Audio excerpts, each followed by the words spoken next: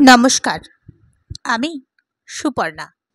আজ আমি আপনাদের শোনাবো বনফুলের লেখা মানদণ্ডের শেষ পর্ব। যদি আমার এই গল্প পাঠ আপনাদের ভালো লাগে তাহলে লাইক করে দেবেন, শেয়ার করে দেবেন এবং অবশ্যই সাবস্ক্রাইব করে দেবেন। চলুন শুরু করা যাক শেষ পর্ব। হিরণ্যগর্ভের ল্যাবরেটরির সামনে মুরারিপুর স্কুলের ছাত্ররা ভিড় করে দাঁড়িয়েছিল।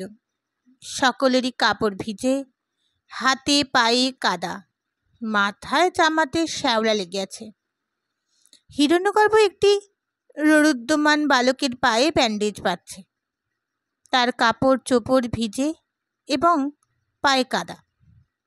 পায়ে একটি ট্রেতে তুলো, আয়োডিন প্রভৃতি নিয়ে দাঁড়িয়ে আছে নরেন। ভিড় ঠেলে প্রবেশ করলেন মনমতো সিং। এ কি হচ্ছে? বিমল পুকুরে নেমেছিল, ওর পাটা কেটে গেছে, জলের নিচে কাঁদছিল বোধহয়। পুকুরে নামতে গেল কেন এখন? আমরা সবাই নেমেছিলুম। ব্যান্ডেজ বাঁধতে বাঁধতে হাসি মুখে ঘাড় ফিরিয়ে উত্তর দিলেন হিরণ্যগর্ভ। হঠাৎ এ খেয়াল, ডাক্তার পৃথ্বীশ রায়ের টোপোপানার এক্সপেরিমেন্ট আমাদের গ্রামেও করে দেখছি। ডাক্তার পৃথ্বীশ রায় আবার কে? মুর্শিদাবাদের হেলথ অফিসার ছিলেন, মারা গেছেন ভদ্রলোক। তিনি আমরণ ওই একটি কাজই করে গেছেন, কি করে সহজ উপায়ে আমাদের দেশ থেকে ম্যালেরিয়া তাড়ানো যায়। তিনি হাতে কলমে দেখিয়েও গেছেন যে গ্রামের সমস্ত পুকুর থেকে যদি টোপা পানা তুলে ফেলে দেওয়া যায় তাহলে ম্যালেরিয়া অনেক কমে যাবে। রামপাড়া, চক, ভরতপুর, মণিগ্রাম, খোসবাপুর প্রভৃতি গ্রামে নিজে হাতে কাজ করে তিনি দেখিয়ে দিয়ে গেছেন এটা। আমিও আমাদের নরসিংপুর করিয়েছি, ফল হয়েছে। এখানেও তাই শুরু করেছি আমরা। গত বছরের পিলের ফিগারগুলো রেখেছি আমরা। ফিগারগুলো ঠিক আছে তো নরেন? নরেন চোখ মিটমিট করে বললে, আছে বোধহয়। বোধহয় মানে? একটি ফিগার যদি হারায় তোমায় খেয়ে ফেলবো আমি, জানো। আছে ওই ড্রয়ারের মধ্যে, এক্ষুনি দেখে ঠিক করে রাখো। আচ্ছা। মনমতো সিং আর এই ব্যাপারে কৌতূহল বোধ করলেন না। ঘরের দিকে অগ্রসর হতে হতে তিনি বললেন, কাজ সেরে এসো, তোমার সঙ্গে কথা আছে একটা। আমার হয়ে গেছে, এক্ষুনি আসছি। মনমতো সিং ঘরের মধ্যে ঢুকলেন গিয়ে। ব্যান্ডেজ বাঁধা হয়ে গিয়েছিল। রুদ্ধমান বালকটি দিয়ে চেয়ে হিরণ্যগর্ভ বললেন, আরে ছিছি, এখনো কাঁদছো তুমি? এ কি বলবে সবাই? আমি ফিরে যাব কি করে? ঠোঁট উল্টিয়ে বলল ছেলেটি। এসেছিলে কি করে তোমরা? জিজ্ঞেস করলেন হিরণ্যগর্ভ।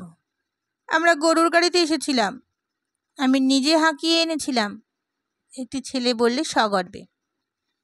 সকলের এঁটে ছিল তিনখানা গাড়িতে, 4 জন বাইকে এসেছি আমরা, উত্তর দিল আরেকটি ছেলে।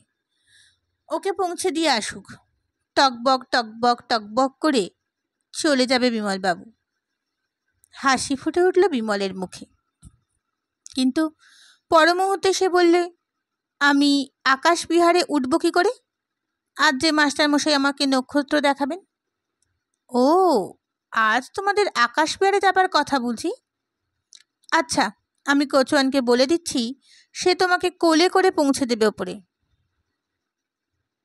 আমিও বয়ে নিয়ে যেতে পারি ওকে, ও আর কত ভারী হবে। 12-13 বছরের একটি ছেলে এগিয়ে এসে বললে মুরব্বির মতো। ছেলেদের নিয়ে এগিয়ে গেলেন তিনি। ছেলেদের যাওয়ার ব্যবস্থা করে দিয়ে ভিতরে এসে ঢুকলেন হিরণ্যগর্ভ। মনমতো সিং গম্ভীরভাবে বসে পা নাচাচ্ছিলেন। কি ব্যাপার কি? হিরণ্যগর্ভ জিজ্ঞাসা করলেন। সংক্ষেপে একটা কথার উত্তর দাও, বিনুর সঙ্গে বিশুর বিয়ে কি সত্যিই দেবে ঠিক করেছো নাকি? হ্যাঁ। হ্যাঁ মানে দেব। বিশু কোথায় আছে? আকাশবিহারী মাস্টারমশাইয়ের কাছে। বিনুকে পাবে কি করে? তাকে তো কাকামণি তালা চাবির মধ্যে রেখেছেন। চাবি কোথায়? চাবি তার নিজের কাছে। সেদিক দিয়ে সুবিধে হবে না। তবে বিনু ওপরে যে ঘরটায় আছে সে ঘরের জানলার গরাদ নেই। সিঁড়ি টিড়ি দিয়ে যদি কোনো রকমে নামিয়ে নিতে পারো, কিন্তু অত বড় প্রকাণ্ড সিঁড়ি লাগানো কি সম্ভব হবে লুকিয়ে? দড়ির সিঁড়ি লাগানো যেতে পারে, কিন্তু তাই বা পড়ছ কোথায় এখানে? কলকাতায় লোক পাঠিয়ে আনতে হবে। কিন্তু দড়ির সিঁড়ি দিয়ে অতখানি উঁচু থেকে বিনু কি নামতে পারবে? পড়ে টরে গিয়ে হাত পা যদি ভাঙে সে আর এক কাণ্ড হবে। হিরণ্যগর্ভ ভ্রুকুঞ্চিত করে বসে রইলেন চুপ করে। মনমতো সিং আর চোখে তার দিকে একবার চেয়ে গলা খাকারি দিয়ে বললেন, আমার একটা কথা শুনবে? কি বলো? ওসবের মধ্যে তুমি যদি না থাকো কেমন হয়? কি দরকার এইসব বাজে ঝামেলায় জুটিয়ে? কাকু ক্ষেপে আছেন একেবারে। বিয়েটা যদি হয়ে যায় তাহলে কুরুক্ষেত্র কাণ্ড হবে একটা। তার চেয়ে বিশুকে সরিয়ে দাও এখান থেকে। দিন কত কলকাতায় বা কাশিতে গা ঢাকা দিয়ে থাকুক, তারপর সব ঠিক হয়ে যাবে। কিছুক্ষণ চুপ করে থেকে হিরণ্যগর্ভ বললেন, তা হয় না মনমথো। যে স্বাধীন ভারত আমরা চাই তাতে এই রকম জাতিভেদ থাকবে না। সমাজে এরকম জবরদস্তির স্থান নেই সেখানে। যেটা অন্যায় বলেও বুঝেছি তাকে কিছুতেই প্রশ্রয় দেওয়া চলতে পারে না। শিখরিণীর সব ব্যাপারে তো তুমি জানো। ওর মনে কোনো রকম পরিবর্তন হয়েছে কি না জানি না। হয়েছে, আমি ওয়াচ করে যাচ্ছি। ও হয়তো সামনে যাবে, কিন্তু কেশবের জীবনটা নষ্ট হয়ে গেল। উভয় চুপ করে বসে রইলেন খানিকক্ষণ। তুমি হঠাৎ এই নিয়ে মাথা ঘামাচ্ছ যে? হিরণ্যগর্ভ প্রশ্ন করলেন হঠাৎ। আমি ঘামাইনি, শিখরিণী ঘামাচ্ছে, হেসে উত্তর দিলেন মনমতো সিং। ও। আবার কিছুক্ষণ চুপ কাটল। কেশব সামন্ত যে চিঠিটা শিখরিণীকে লিখেছিলেন সেটা হিরণ্যগর্ভের হাতে পড়েছিল। কিছুক্ষণ ভেবে সেটা মনমতোকে না দেখানোর স্থির করলেন তিনি। ও, তাহলে ঠিক। মনমতো সিং এই বলে উঠে দাঁড়ালেন। হ্যাঁ ঠিক। কাকুর মনে অত বড় আঘাত দেবে? উপায় কি তাছাড়া? কাকুর মনে আঘাত বেদনা বেশি দিন থাকে না, ভুলেও যেন উনি খুব শিগগির। তাই বলে গিয়ে তাহলে শিখুকে? বলিষ্ঠকায় মনমতো সিং চলে গেলেন। গোলমালে বা সাথে পাতে থাকতে চান না ভদ্রলোক, কিন্তু এদের বাড়ির কাণ্ড কারখানা এমনই গোলমেলে যে বারবার নানা রকম জালে জড়িয়ে পড়তে হচ্ছে তাকে। শিখরিণীর হৃদয় জয় করাই তার একমাত্র লক্ষ্য। সেই জন্য জালটা মাঝে মাঝে বড় বেশি জটিল হয়ে যাচ্ছে। শিখরিণীকে বুঝতে পারে না, ঠিক যেন তেমনি বড্ড বেশি চুপ করে থাকে। অত্যন্ত শান্ত, অত্যন্ত ভালো, অথচ কেমন যেন। সন্ধ্যার অন্ধকার নামছে। নানা রকম চিন্তা করতে করতে মনমতো সিং বাগানটা পার হতে লাগলো। কাকুরি বা কি দরকার ছিল ওই ছুতোরের ছেলেটাকে গানের মাস্টার রাখবার? অত ঘনিষ্ঠ সম্পর্ক হলে হবেই তো এসব। অথচ কোনো বলিষ্ঠ বয়স্ক ব্যক্তির শিশুদের ছেলে মানুষই যেভাবে সহ্য করেন, অনেকটা সেইভাবেই মনমতো সিং এদের সহ্য করছেন। তিনি একজন ভালো হকি খেলোয়াড়। তার মনোভাবটাও স্পোর্টসম্যানের মতো। সব জেনে শুনে তিনি শিখরিণীকে বিয়ে করেছিলেন, কারণ তিনি ভালো জিনিসের সমজদার। পছন্দসই ভালো হকি স্টিক পেলে সেকেন্ড হ্যান্ড কিনতে আপত্তি করেন না কখনো। সব জেনে শুনেও তিনি এই খামখেয়ালি পরিবারের সঙ্গে নিজেকে যুক্ত করেছেন, কারণ এদের ভালো লেগেছে। অদ্ভুত ধরনের লোক প্রত্যেকেই, এবং সেই জন্যেই চমৎকার। খেলার মাঠে প্রত্যেক স্পোর্টসম্যান উন্মুখ হয়ে থাকেন যে মনোভাব নিয়ে, জীবনের খেলার মাঠে ইনিও উন্মুখ হয়ে আছেন অনেকটা সেই মনোভাব নিয়েই। খেলার আইন কানুন বাঁচিয়ে জিততে হবে শেষ পর্যন্ত। শিখরিণীর হৃদয় জয় করতেই হবে। নানা রকম বাধা বিঘ্ন আছে বলেই ব্যাপারটা আরো মনোরম। ইলেকট্রিক বাতি জেলে হিরণ্যগর্ভ নিবিষ্ট চিত্তে বসে রক্ত পরীক্ষা করছিলেন মাইক্রোস্কোপে। পাড়ার মুন্সি মিস্ত্রির টাইফয়েড হয়েছে, তারই রক্ত। ডিফারেন্সিয়াল কাউন্ট করেছিলেন, লিম্ফোসাইটগুলো বেড়েছে। টাইফয়েডের প্রথম দিকে বাড়ে ওগুলো, যক্ষাতেও বাড়ে, কালাজ্বরেও বাড়ে। এই তিনটে বিভিন্ন ধরনের রোগে শরীরের সারা এক রকমের কেন? এই তিনটে রোগের মধ্যে নিগিরও মিল আছে কোথায় নাকি? চিন্তা করতে করতে ডিফারেন্সিয়াল কাউন্ট করতে চাইছিলেন তিনি। চতুর্দিক নিস্তব্ধ। কক কক কক শব্দ হচ্ছে মাঝে মাঝে। সাপটাকে ব্যাঙ খেতে দিয়েছেন। মুমূর্ষ ব্যাঙটা শব্দ করছে। টাইফয়েড ইঞ্জেকশন করে এখনো কিচ্ছু হয়নি সাপটার। কথায় কথায় এখনো ফনা তুলছে। বাঁদরটারও কিচ্ছু হয়নি। ডিফারেন্সিয়াল কাউন্ট শেষ হয়ে গেল। উঠতে যাবেন এমন সমস্ত দ্বারে মৃদু করাঘাত করলো কে যেন। কে নরেন? ভিতরে এসো। ওই টেস্ট টিউব দুটো রেখে দাও রেফ্রিজারেটরে। ভিডাল কাল করব। কভার ঠেলে প্রবেশ করলেন নরেন নয়, তুঙ্গশ্রী। এ কি, আপনি এমন সময় হঠাৎ? আসুন আসুন। যে অযুত আত্মাকে সম্বল করে তিনি এসেছিলেন সেইটি প্রকাশ করলেন তিনি। বিশু আর বিনুর বিয়ে কদ্দূর কি হলো জানতে এলুম। আপনি যাবার পর অনেক কাণ্ড হয়ে গেছে। আসুন আমার খাবার ঘরে। চা খেতে খেতে গল্প করা যাক। চা খাবেন নাকি কফি? আপনি তো সোজা স্টেশন থেকেই আসছেন না? তাহলে তো আপনার খিদে পাওয়ার কথা। কুঞ্জ, ও কুঞ্জ। ছেলে মানুষের মতো ব্যস্ত হয়ে পড়লেন হিরণ্যগর্ভ। চলুন জলটা চড়িয়ে দিও ঘরে। কুঞ্জ এসে দাঁড়ালো দ্বার প্রান্তে। হরিণীকে খবর দাও গিয়ে যে তুঙ্গশ্রী দেবী এসেছেন। রাত্রে থাকবেন। তার খাওয়ার শোয়ার সব ব্যবস্থা যেন হয়। আর কর্তা যেন কথাটা না জানতে পারেন। আচ্ছা। কুঞ্জ চলে গেল। চলুন ও ঘরে যাওয়া যাক একবার। আমার কাজকর্ম সব হয়ে গেছে। অনেক গল্প করা যাবে। ওই শব্দটা হচ্ছে কিসের? সাপে ব্যাঙ ধরেছে। ভয় নেই, বন্ধ আছে বাক্সের মধ্যে। চলুন ও ঘরে। আপনি ব্যাঙ ধরে দেন ওকে? আমি ধরি না, চেত্রু ম্যাথর ধরে। আসুন। চা খেতে বিশু বিনুর সমস্ত ঘটনাটা বললেন তিনি তুঙ্গশ্রীকে। বিনুকে এখন উদ্ধার করতে পারলেই বিয়ে হয়ে যায়। আর সব ঠিক করে রেখেছি আমি, এমনকি পুরোহিত পর্যন্ত। কে পুরোহিত হবেন? মাস্টার মশাই। আপনার কাকা কিছু গোলমাল করবেন না? গোলমাল তো করছেনই। তার ক্ষমতায় যতটুকু আছে ততটুকু করছেন। শুনলাম উইল থেকে আমাকে বিষয় থেকে বঞ্চিত করেছেন। বিনুকে তালা বন্ধ করে আটকে রেখেছেন। গালাগালি দিয়ে বিশুর 14 পুরুষ উদ্ধার করেছেন। ভাগ্যে বিশুর পরিবারের কেউ বেঁচে নেই, তাহলে তাদের দূর করে দিতেন হয়তো। রামচন্দ্র ডাক্তারকে উঠতে বসতে গালাগাল দিচ্ছেন। এইসব করছেন আর কি। কোথায় বিয়ে হবে তা জানতে পারলে হয়তো সেখানেও সিপাহী পাঠিয়ে বাধা দেবার চেষ্টা করবেন। কিন্তু সেটা জানতে দেব না তাকে। বিয়ে হয়ে যাবার পর জানাবো যে বিয়ে হয়ে গেছে। স্মিত মুখে চেয়ে রইলেন হিরণ্যগর্ভ। তারপর বললেন, বিনুকে উদ্ধার করাটাই এখন প্রধান সমস্যা। আপনি বরং এক কাজ করুন।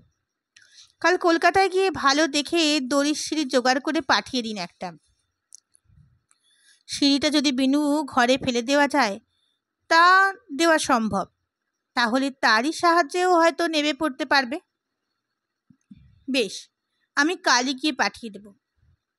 কিছুক্ষণ নীরবতার পর হিরণ্যগর্ভ হেসে প্রশ্ন করলেন, আপনার বন্ধু কেশব সামন্তর খবর কি? আপনার এখানকার ব্যর্থ অভিযানের ওই কাহিনী সব বলেছিলেন তাকে খুলে নাকি? তুঙ্গশ্রী কিছুক্ষণ চুপ করে থেকে বললেন, ওর সঙ্গে সব সম্পর্ক চুকিয়ে দিয়েছি আমি। ওর সঙ্গে কাজ করতে পারবো না। ওর আসল পরিচয় জানতাম না বলেই এতদিন ছিলাম ওর দলে।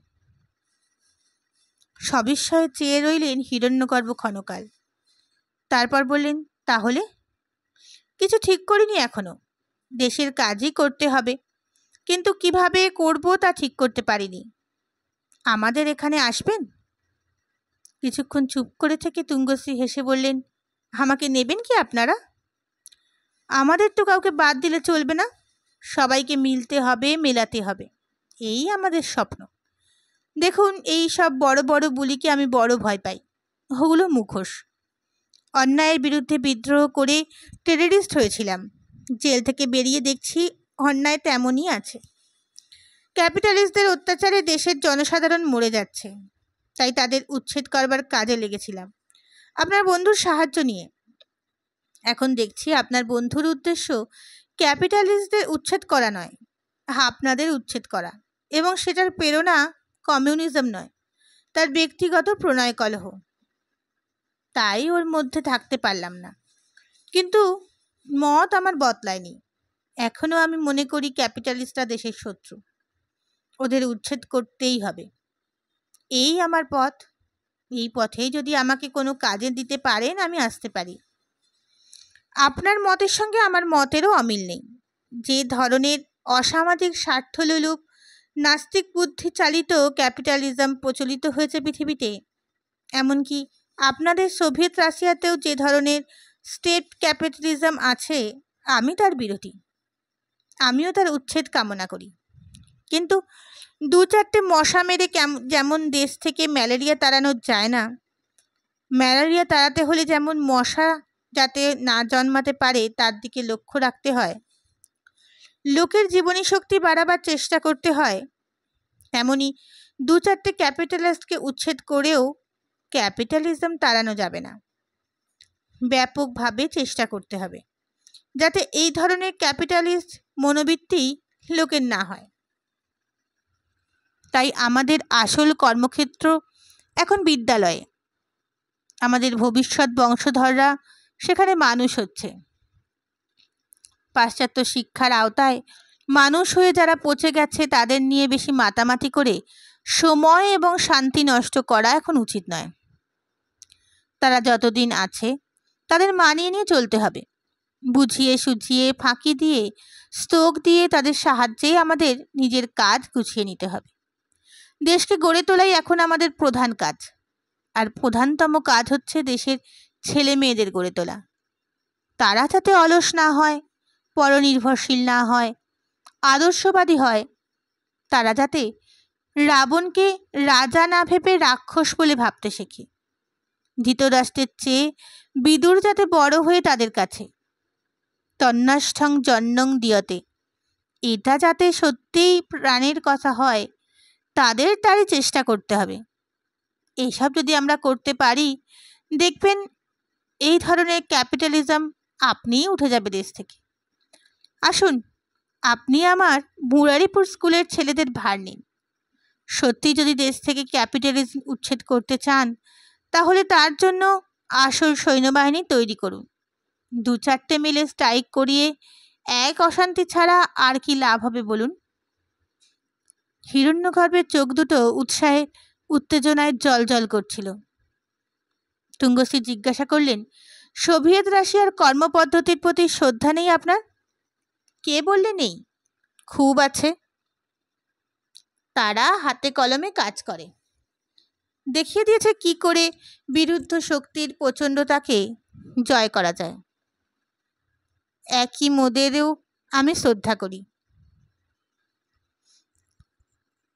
ওই বরফের দেশে বরফেরই ঘরে বানিয়ে সিল মাছের মাংস খেয়ে অদ্ভুত রকম পোশাক পরে তারাও জীবনযুদ্ধে জয়ী হয়ে আছে ওই প্রচণ্ড শীতের মধ্যে।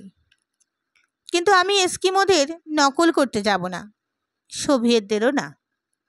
আমাদের প্রাচীন ঐতিহ্য আছে, সংস্কৃতি আছে, আমাদের সাম্যবাদ ঢের বেশি বুনিয়াদি। আমরা পরের নকল করে মরব কেন?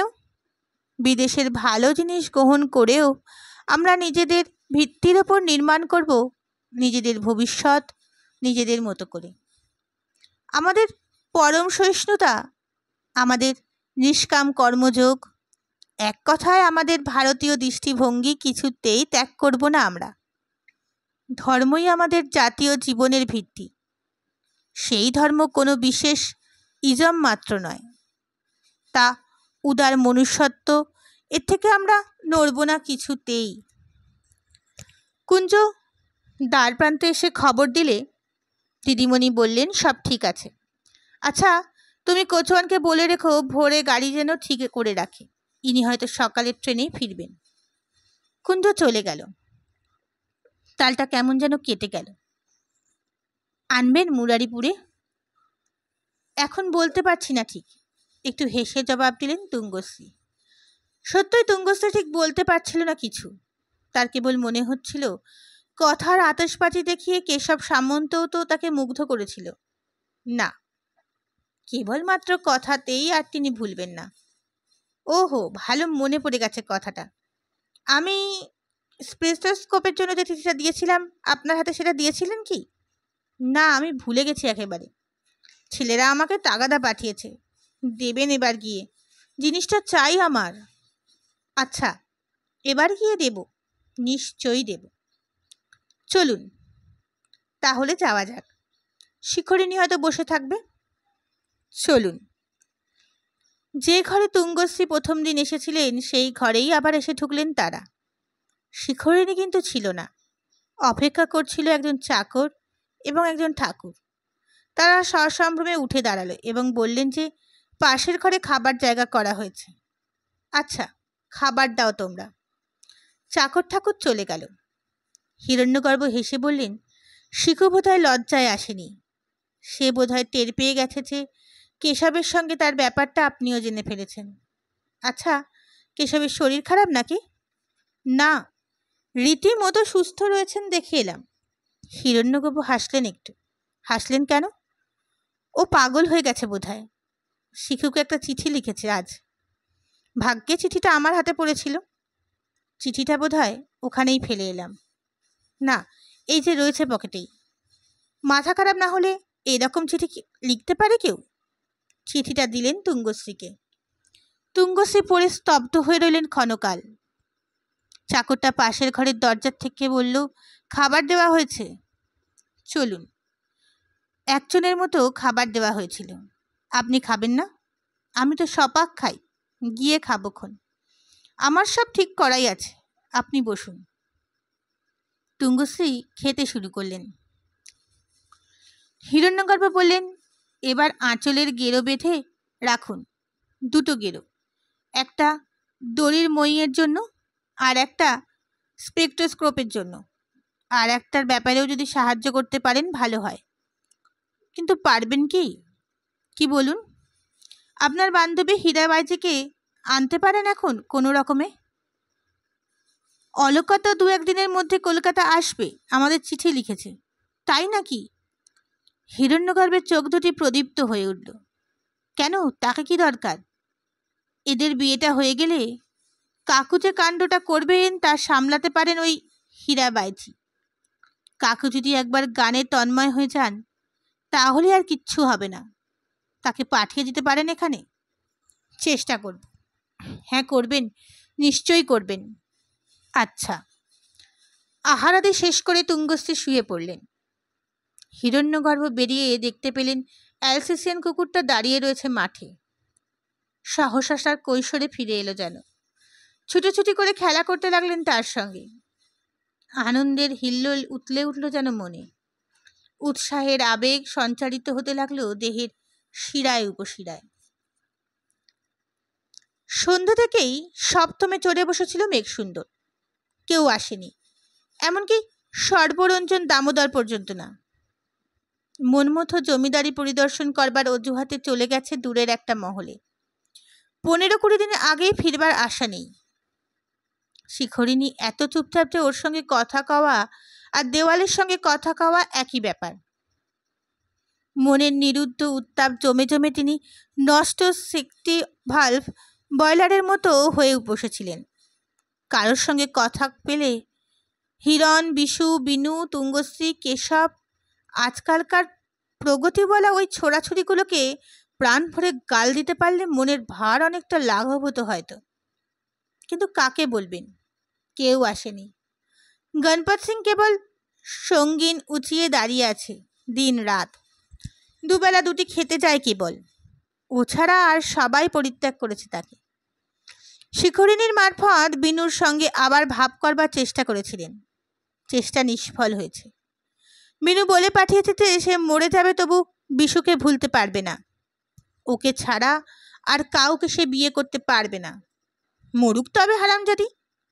নিজের বেহালাটা নিয়েই তিনি একটা গদ বাজিয়ে চিত্ত বিনোদনের ব্যর্থ প্রয়াস করছিলেন। হাঁটুর ব্যথাটা বেড়েছে আবার, নড়তে চড়তে কষ্ট হচ্ছে বেশ। ফোনটা বেজে উঠল।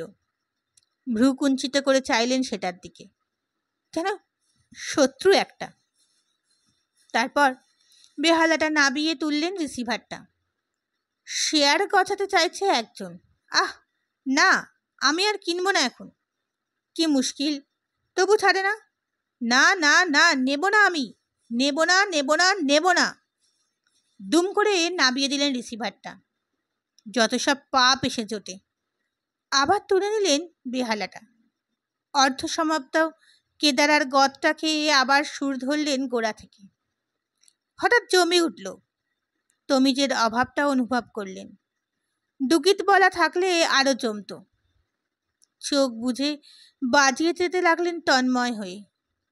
খট করে শব্দ হতেই চোখ তুলে দেখলেন দ্বার প্রান্তে এসে দাঁড়িয়েছে ডাক্তার রামচন্দ্র। হাতে ব্যাগ, মুখে মুচকি হাসি। শরীরের সমস্ত রক্ত টকবক করে ফুটে উঠল তার। ইঞ্জেকশন দিতে এসেছ আবার? কে? হাতে ঘড়ি দেখে ডাক্তার রামচন্দ্র বললেন, ইঞ্জেকশন দেবার সময় হয়েছে এবার। লজ্জা করে না তোমার?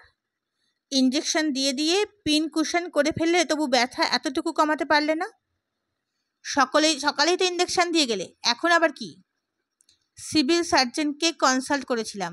তিনি বললেন ভিটামিন বি আর পেনিসিলিন দিতে, সকালে একটা, সন্ধেবেলা একটা। বোমার মতো ফেটে পড়লেন মেঘসুন্দর। বেরিয়ে যাও, বেরিয়ে যাও এখান থেকে। যত সব হাতুড়ে গণ্ডমূর্খ জুটেছে দেশে। ভিটামিন বি আর পেনিসিলিন, সিভিল সার্জন, পয়সা লোটবার ফিরিক খালি। বেরো, বেরো, বেরিয়ে যাও। হাতের বেহালাটা সবেগে ছুঁড়ে দিলেন তিনি ডাক্তারের দিকে। সেটা একটা চেয়ারের হাতলে লেগে চুরমার হয়ে গেল। রামচন্দ্র স্মিত মুখে আরো মিনিট খানেক দাঁড়িয়ে থেকে চলে গেলেন।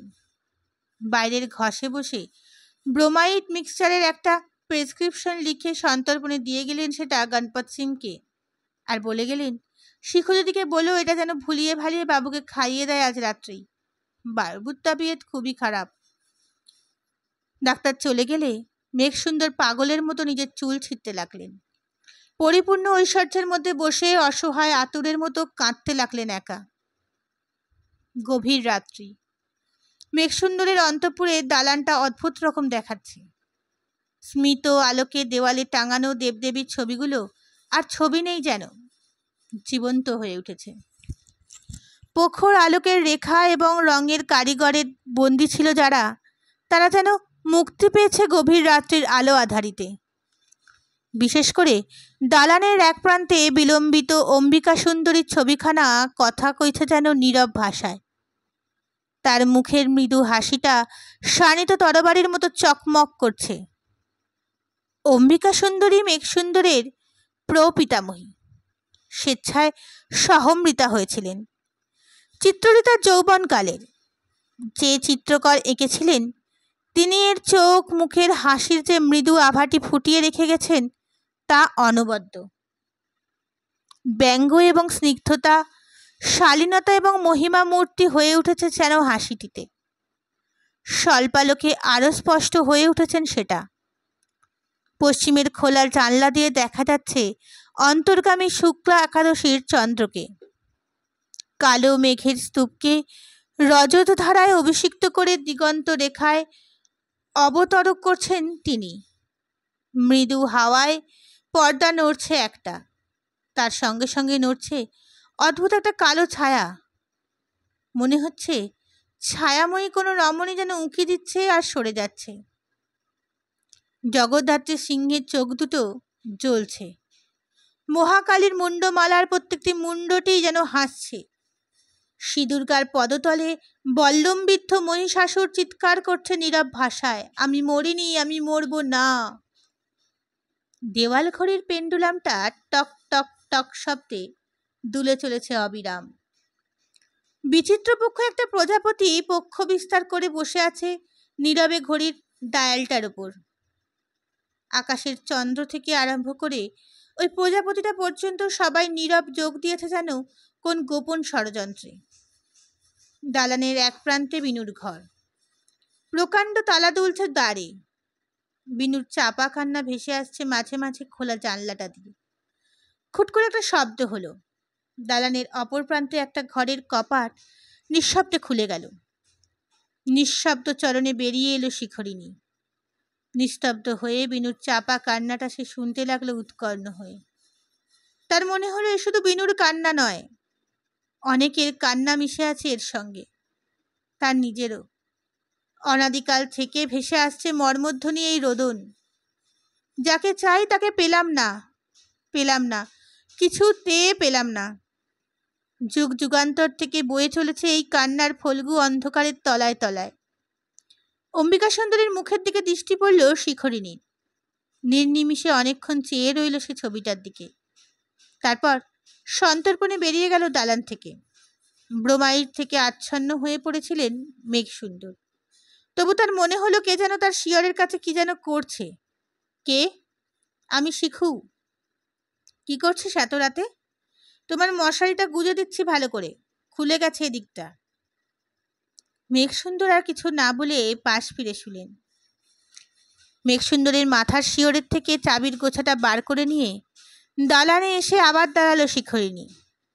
তারপর ধীরে ধীরে এগিয়ে গেল বিনুর ঘরের দিকে। বিনু কাঁদছিল শুয়ে শুয়ে।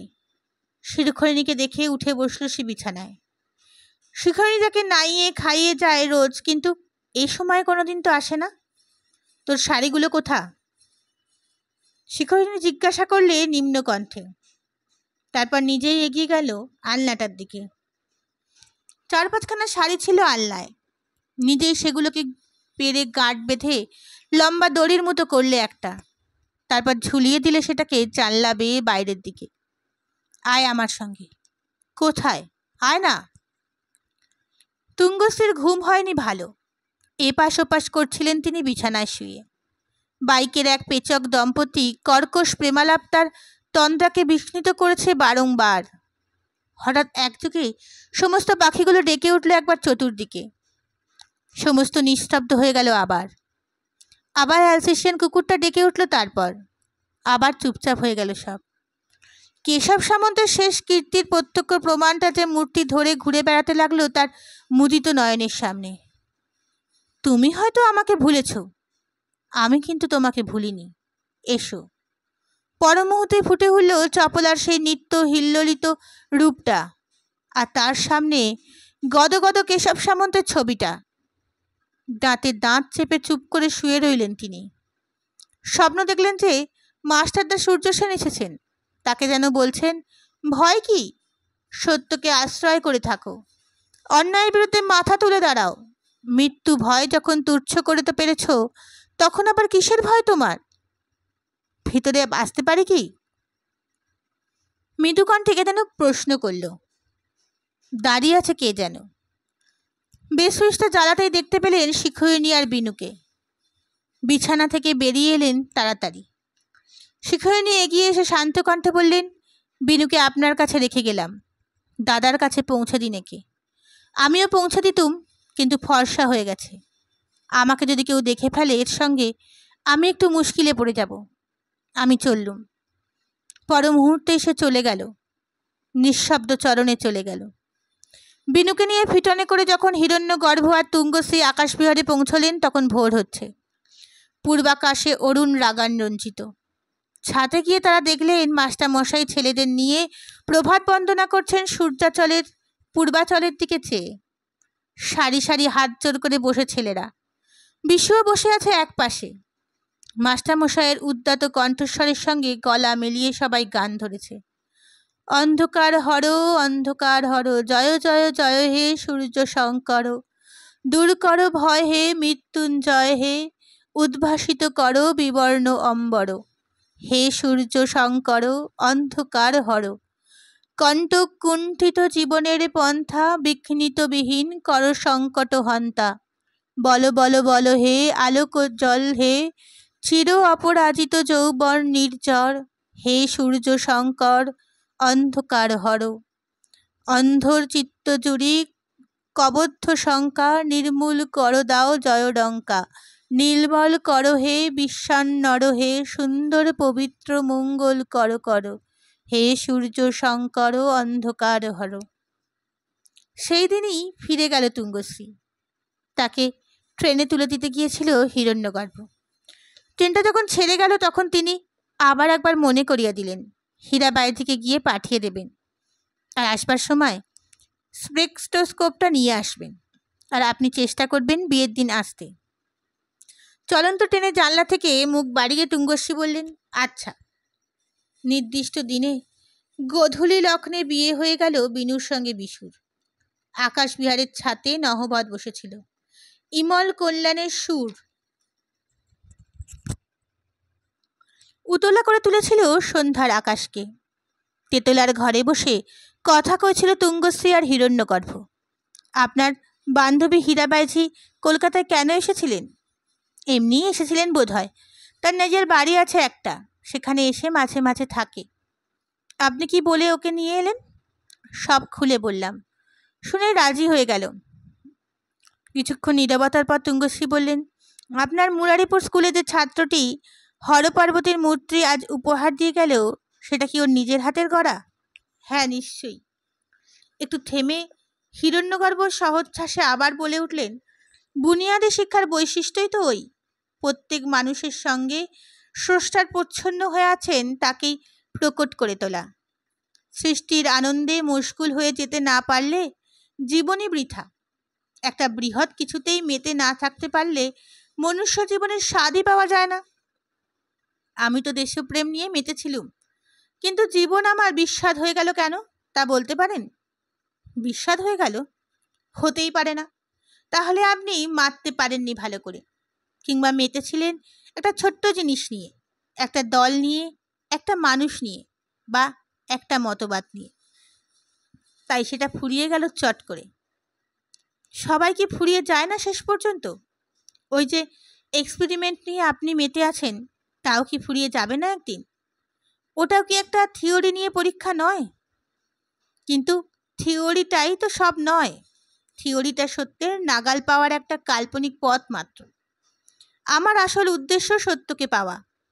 আমি কল্পনায় একটা রাস্তা ঠিক করলাম, এবং সেই রাস্তার শেষ পর্যন্ত গিয়ে দেখলাম সত্যকে যদি পাওয়া গেল ভালোই, যদি না পাওয়া যায় আর একটা রাস্তা ঠিক করব ভেবে নতুন রাস্তা সৃষ্টি করবার অভিনব আনন্দে মেতে উঠবো আবার। ওর কি শেষ আছে কোনো? আচ্ছা, আপনার এক্সপেরিমেন্ট কতদিন চলবে? গত 5 বছর থেকে অনেক রকম পরীক্ষা করে দেখছি।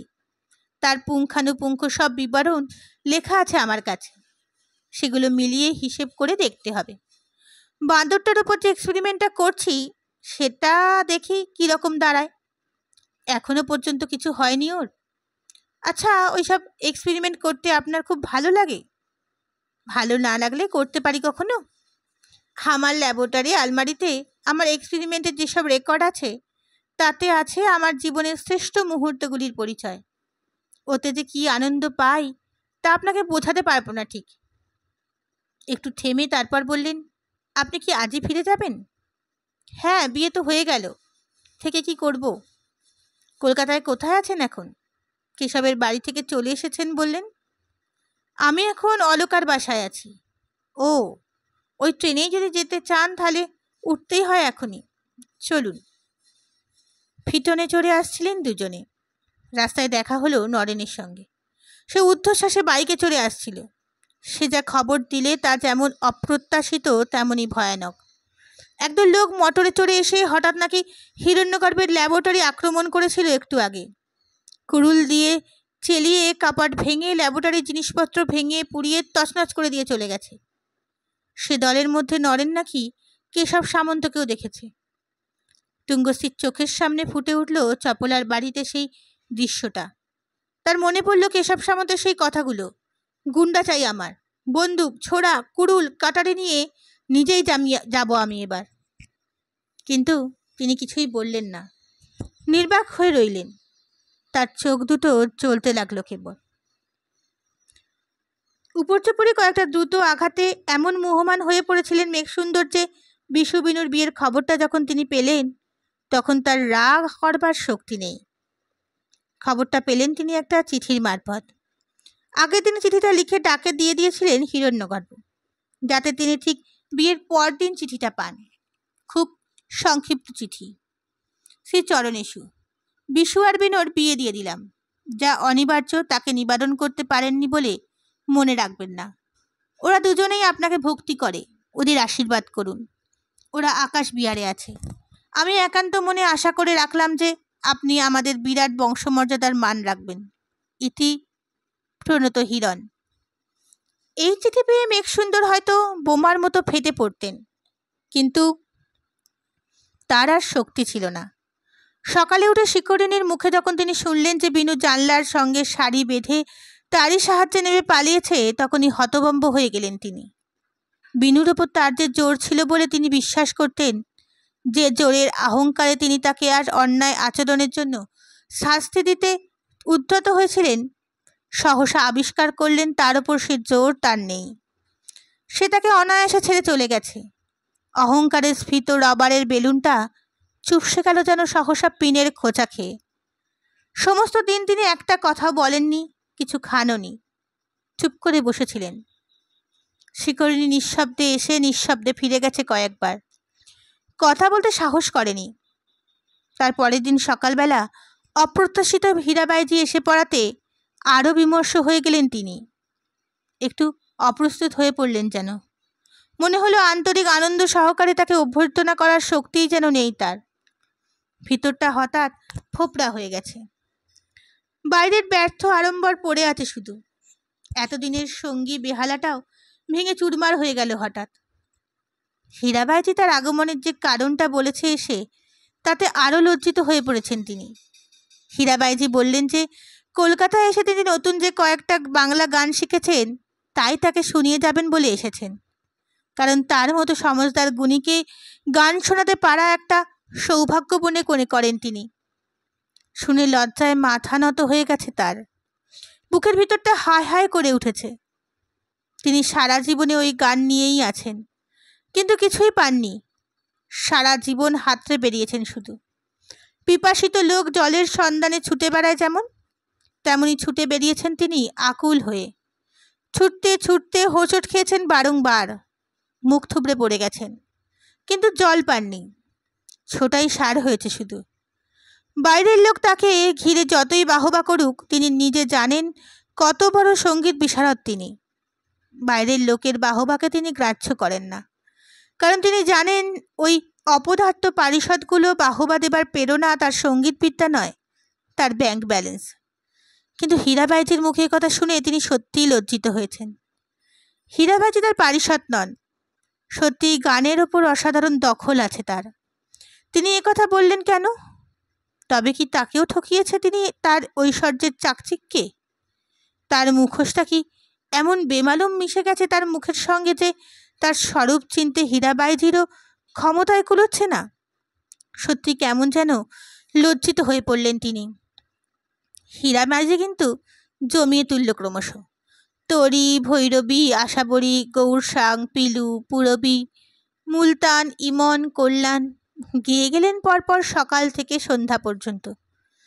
সুর সপ্তকের বিভিন্ন বিচিত্র ধারায় অবগাহন করে মেঘসুন্দরের মন ধীরে ধীরে স্নিগ্ধ হয়ে গেল যেন। একটা উদার ও উদাসীন্য ধীরে ধীরে পরিপূর্ণ করে তুলল তার হৃদয়কে। গানের তলায় দুলতে দুলতে তিনি ক্রমশ আবার নিজের আত্মমর্যাদাগুলোকে হাজিয়ে হলেন, খুঁজে পেলেন যেন নিজেকে।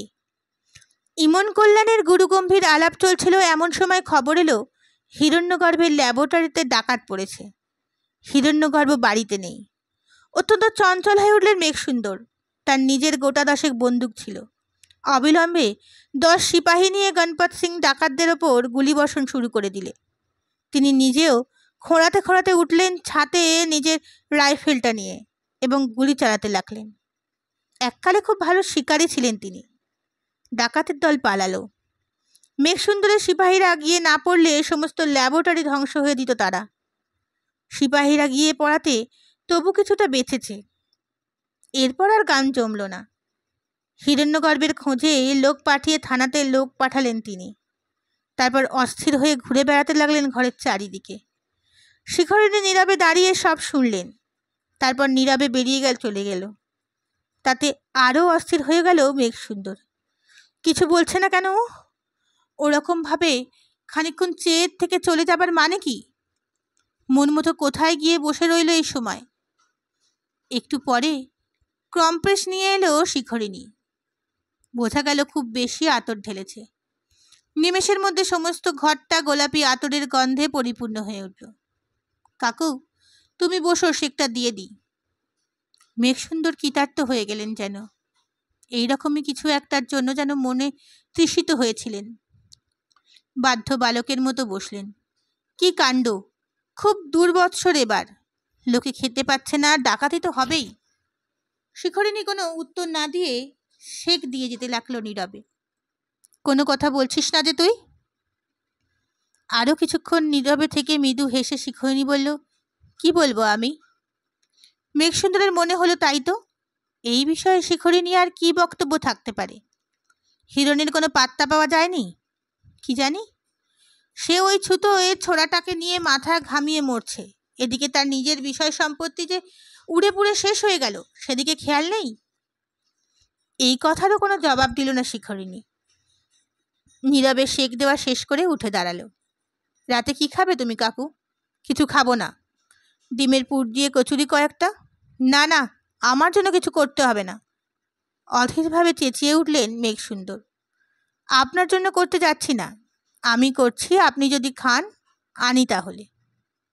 থাক, দরকার নেই। শিখরিনী চলে গেল।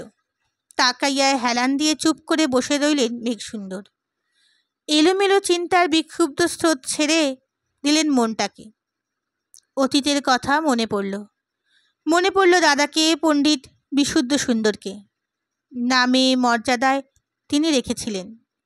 বিশুদ্ধ এবং সুন্দর জীবনী যাপন করে গেছেন। লেখাপড়া নিয়েই কাটিয়ে গেছেন সারা জীবন। উপনিষদ নিয়ে যখন মেতেছিলেন তখন হিরণের জন্ম হয়। তাই ওর নাম রেখেছিলেন হিরণ্যগর্ভ।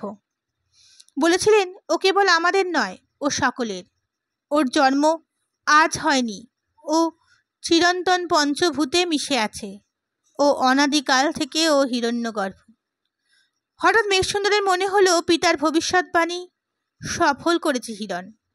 সত্যিও কারণ নয়, অথচ সকলের। নিজের বলে ওর কিছু নেই, সব বিলিয়ে দিচ্ছে। এমনকি নিজেকেও বিলিয়ে দিচ্ছে গানের সুরের মতো। একটা গানের উপমা মনে হলো সহসা। একজন বড় ওস্তাদ যেমন একটা যন্ত্রকে অবলম্বন করে নিজের মনের সুর বাজায়, হিরণও তেমনই ওই ল্যাবরেটরিটা অবলম্বন করে নিজেকে বাজাচ্ছে। আসলেও সুরশিল্পী একজন।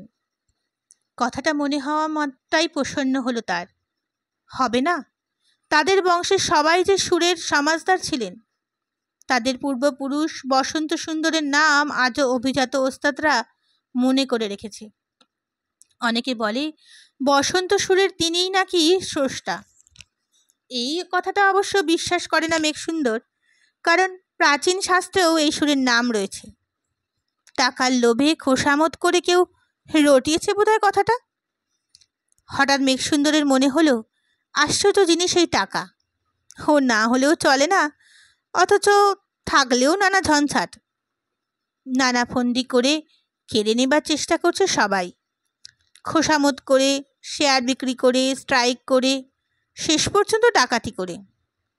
হিরণের ল্যাবরেটরিটা ভেঙে চুরমার করে দিয়ে গেল। এখন কি করবে ও? কি করবে? বাজাবে নিজেকে? হঠাৎ মনে পড়ল তার বেহালাটাও ভেঙে গেছে। মনে হলো হিরণ যেন তার অতি কাছাকাছি এসে দাঁড়িয়েছে। লুণ্ঠিত, বিশ্বস্ত, বিক্ষত হিরণ। ও কি আবার ওর ল্যাবরেটরি গড়তে পারবে? তিনি হয়তো আবার একটা বেহালা কিনতে পারবেন, কিন্তু ও কি পারবে আবার একটা ল্যাবরেটরি করতে? পেটেন্টের ওষুধের ফর্মুলা বেচে যে টাকা কটা পেয়েছিল তা নিশ্চয়ই উড়িয়ে দিয়েছে এতদিনে। নিজের জমিদারি থেকে একটা পয়সাও তো নেবে না। হঠাৎ উত্তেজনা ভরে উঠে দাঁড়ালেন। শেক দিয়ে হাঁটুর ব্যথাটা অনেক কমে গেছে মনে হচ্ছে। খচ করে লাগলো না তো। এগিয়ে গেলেন তিনি একটা দেওয়াল আলমারির কাছে। সেদিন রেগে গিয়ে হিরণকে উত্তরাধিকারী থেকে বঞ্চিত করে যে উইলটা করেছিলেন সেটা বার করলেন। ভ্রু কুঞ্চিত করে চেয়ে রইলেন খানিকক্ষণ সেটার দিকে। তারপর কুচি কুচি করে ছিঁড়ে ফেললেন। ছিঁড়ে ফেলে দিয়ে ভারী আনন্দ হলো। ঘুরে বেড়াতে লাগলেন ঘরের চারদিকে। নিজের অজ্ঞাতসারেই গুনগুন করতে লাগলেন একটা গানের কলি, ভাওড়া ঘুর ঘুর জাতি হ্যায়। তারপর হঠাৎ চিৎকার করে উঠলেন, আরে কে আছিস? একটা চাকরানি আধ ঘোমটা দিয়ে দাঁড়ালো দ্বার প্রান্তে। শিখুকে ডেকে দে। শিখুনিনি আসতেই ধমকে উঠলেন তিনি, কই, কোথায় তোর কচুরি, আনলি না? তিনি নিজেই যে খাবেন না বলেছিলেন সে কথার উল্লেখ মাত্র করলে না শিখরিনী। মৃদু হেসে শুধু বললেন, আনছি, বলেই চলে গেল। অনেকগুলো কচুরি খেলেন মেঘসুন্দর, বেশ তৃপ্তি করেই খেলেন। রাতে বেশ ভালো ঘুম হলো তার, এমন সুনিদ্রা বহু কাল হয়নি। সকালে পিয়ন যখন চিঠি দিয়ে গেল তখন হীরাবাইজি উদ্যত সুরে একটা বাংলা গান গাইছিলেন। হে মহাসুন্দর হে শঙ্কাশ, সবার ঊর্ধ্বে তুমি বিরাজ, হে মহারাজ হে মহাকাশ, তোমারে ঘিরিয়া করে আনন্দ, লক্ষ তপন তারকা চন্দ্র পাখি পতঙ্গ জলমন্দ্র, তোমারই মাঝারে হয় বিকাশ, বিশ্বের বিষহরণ করিয়া যোগীশ্বর, হে নীলকণ্ঠ, হে মহানিঃস্ব, হে মহাঋদ্ধ, সবারে সুধা যে তুমি বন্টন, তব মাঝে কত গিরি সমুদ্র, হে মহাশান্ত, হে মহারুদ্র, ছোট ধূলিকানা অতি ক্ষুদ্র, তারই আছে ঠাঁই তব সকাশ। চিঠিখানা আর একবার পড়লেন মেঘসুন্দর, ওদের আশীর্বাদ করুন, ওরা আকাশ বিহারে আছে। আমি একান্ত মনে আশা করে রইলাম যে আপনি আমাদের বিরাট বংশমর্যাদার মান রাখবেন। হীরাবাইজির কণ্ঠে উদ্যত সুরে ধ্বনিত হচ্ছিল, সবার ঊর্ধ্বে তুমি বিরাজ, হে মহারাজ হে মহাকাশ। মেঘসুন্দর ঠিক করে ফেললেন আকাশ বিহারে গিয়ে ওদের আশীর্বাদ করবেন। গানটা শেষ হতেই গণপত সিংকে বললেন, হিরণবাবুকে ডেকে আনো তো। গণপত সিংয়ের সঙ্গে এলো নরেন। হিরণদা আকাশ বিহারে আছেন, তাকে খবর পাঠাও যে আমি ওদের আশীর্বাদ করতে যাব আজ বিকেলে। নরেন চলে যাচ্ছিল, মেঘসুন্দর আবার ডাকলেন, শোনো, ল্যাবরেটরি কতটা পুড়েছে? টাইফয়েডের কালচারগুলো নষ্ট হয়নি, আর সবই প্রায় নষ্ট হয়ে গেছে। ও আচ্ছা, খবর পাঠিয়ে দাও এক্ষুনি, আমি নিজেই যাচ্ছি। নরেন চলে গেল। হীরাবাইজি ভজন ধরলেন একটা। কেশব সামন্ত তেতলার ঘরেও ঐক্যতান জমে উঠেছিল খুব। হু হু করে জ্বলছিল স্টোভটা, বেজে চলেছিল বিলেতি অর্কেস্ট্রা, স্যাক্সোফোনটা খ্যাক খ্যাক করে হাসছিল যেন প্রেতিনীর মতো। কেশব সামন্ত নিজেই বাজাচ্ছিলেন একটা ঝাঁঝর ঝমঝম করে। চতুর্দিকে ছড়ানো পড়েছিল হিরণ্যগর্ভের আর মেঘসুন্দরের গুলিবিদীর্ণ ফোঁটাগুলো। শিখরিনীর ফটোগুলোর কপালে আর একটা তাজা রক্তের ফোঁটা জল জল করছিল। মাঝে মাঝে হা হা হা করে অট্টহাসি হাসছিল কেশব সামন্ত। হঠাৎ নিচে ইলেকট্রিক বেলটা বেজে উঠল। গ্রাম্যফোনের রেকর্ডটাও থেমে গেল। বাজনা থামিয়ে উৎকর্ণ হয়ে রইলেন খানিকক্ষণ কেশব সামন্ত। তারপর স্টোভটা নিভিয়ে নিচে নেমে গেলেন তিনি। বিশেষ কিছু নয়, পিয়ন দাঁড়িয়েছিল একটা রেজিস্ট্রি চিঠি নিয়ে। চিঠিটা সই করে নিলেন তিনি। পিয়ন চলে গেল। অপরিচিত হস্তাক্ষরের চিঠি।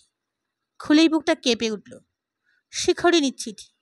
লিখেছে, তোমার চিঠি পেয়েছি, আমি এসেছি কলকাতায়, উপরের ঠিকানায় আছি। তোমার বাড়িতে যাওয়া অসম্ভব, কারণ উনি সঙ্গে আছেন।